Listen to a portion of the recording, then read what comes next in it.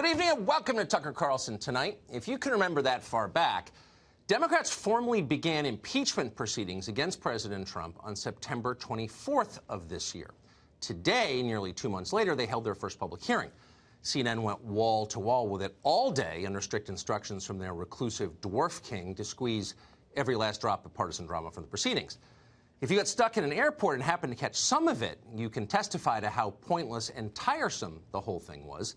If nothing else, it made you realize that Democrats really have no master plan for impeachment, whatever you may suspect. They clearly haven't thought it through. They're making it up as they go along, as most people in D.C. are. And in the end, impeachment almost certainly will hurt them. The whole premise is just too dumb not to hurt them. But in the meantime, here's the good news. We did solve at least one nagging mystery today: Trump's crime. It's never been clear exactly what Democrats believe is the impeachable offense here. But now we know. It's this. Wouldn't it actually be wonderful if we could get along with Russia? Wouldn't that be nice?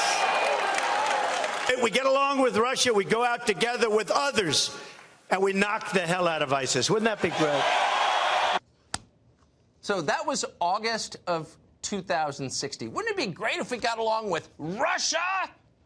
It turns out that voters agreed with that view. They elected Donald Trump president just 3 months after he said that. But permanent Washington was appalled, scandalized, really. Getting along with Russia isn't simply considered an alternative view here. It's a crime. Listen to State Department veteran George Kent, one of the witnesses who testified today, explains that conflict with Russia is the entire point of American foreign policy. The United States has very clear national interests at stake in Ukraine.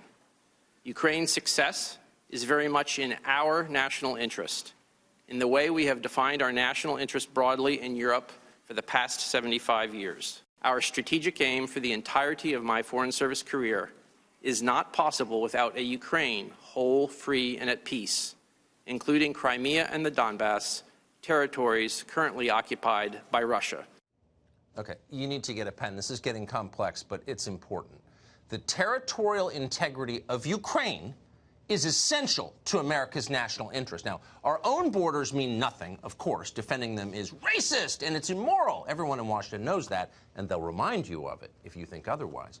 But Ukraine's borders, and by the way, the borders of Crimea and Donbass, wherever those places might be, those are vitally important matters and have been, George Kent tells us, for 75 years, or as he puts it, for the entirety of my Foreign Service career.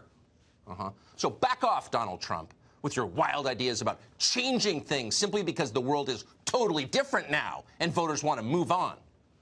Moving on isn't allowed here. Change is prohibited. Career bureaucrat William Taylor agreed. Ukraine is a strategic partner of the United States, important for the security of our country, as well as Europe. Ukraine is on the front line in the conflict with a newly aggressive Russia. Okay, for God's sake, America, listen to what this man is saying. And we're quoting, Ukraine is on the front line in a conflict with a newly aggressive Russia. So we need Ukraine like a drowning man needs a life ring. Or more precisely, like an alcoholic needs a drink. We've been doing it this way for so long that we are addicted. Too many careers depend upon keeping our assumptions exactly where they were in the fall of 1977, when fighting the Soviet menace consumed the lion's share of our federal budget. And by the way, if we don't, they could invade Afghanistan, which is strategically essential, as you know. So here in Washington, that's what we're doing. Our real fear is that the rest of America will at some point discover that the Soviet Union no longer exists.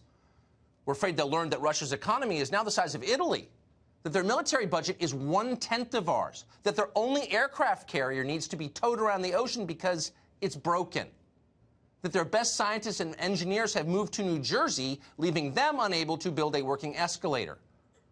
That, if we're really being honest here, Russia poses no threat to the United States at all. Washington doesn't want you to know that, which is why William Taylor and George Kent and many of their friends spend all day insisting that Russia remains a mortal threat to our country. Ultimately, Ukraine is on a path to become a full security partner of the United States within NATO. U.S. and NATO allied trainers developed the skills of Ukrainian units at Yavoriv near the Polish border and elsewhere. we and NATO began to provide military assistance to Ukraine's armed forces in the form of training, advice, military equipment, and weapons. Man, feel better? Rest easy, America. NATO is providing critical military assistance to our key ally, Ukraine, in a struggle against Leonid Brezhnev and the Red Army. We're fighting them in Korea. Why? So we don't have to fight them in Cleveland. That's what they're telling you. That's what they're demanding that you believe. Trump, by the way, disagrees with that. He's saying things like this. If you look at the Ukraine, we're the ones always fighting on the Ukraine. I never hear any other countries even mentioned. Ukraine's very far away from us. How come the countries near the Ukraine, surrounding the Ukraine, how come they're not opening up and they're not at least protesting? I never hear anything from anybody except the United States. What I'm saying is NATO is obsolete. NATO is obsolete, and it's extremely expensive to the United States, disproportionately so. Ukraine is very far away from us. That could be Trump's campaign slogan. In fact, let's hope it is Trump's campaign slogan.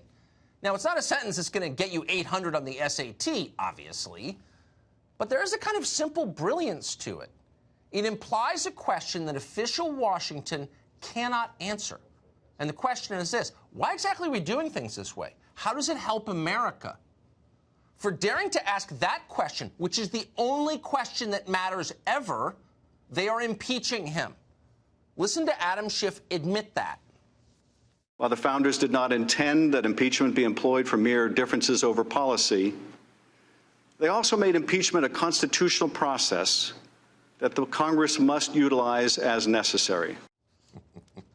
You want to know what the left is up to? It's not hard, actually, to divine what they're up to. There's a code. Write this down. Listen carefully to what they deny. That is always the real answer. So you're not supposed to impeach a president over policy differences, says Adam Schiff, and he's right about that. And yet that is exactly, indeed precisely, what they are doing.